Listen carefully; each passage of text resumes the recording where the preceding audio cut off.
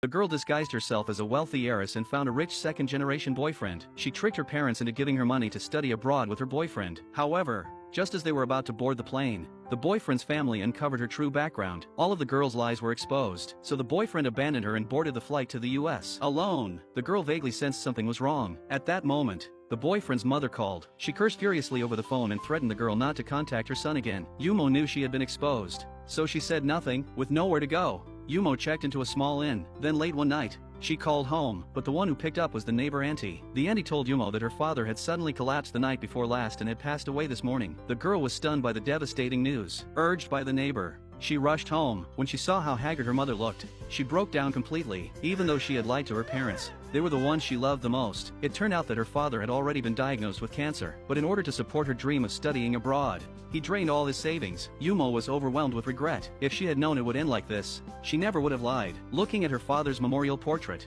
she made up her mind to change. 그냥 열심히 살아볼게. 그동안 미안했어.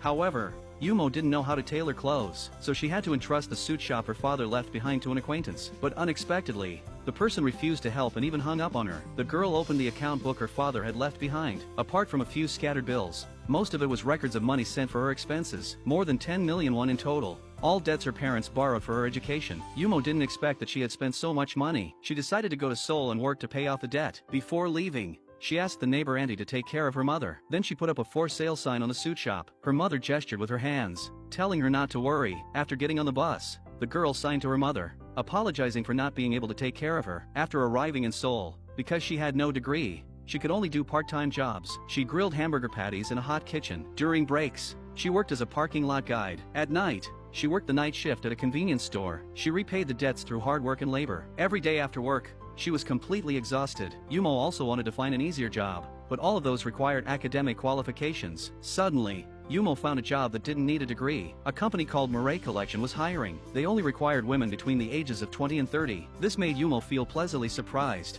and she immediately rushed to the address listed. At that moment, a luxury car passed by her. The wealthy young woman who stepped out of the car was the person in charge of Mirai Collection.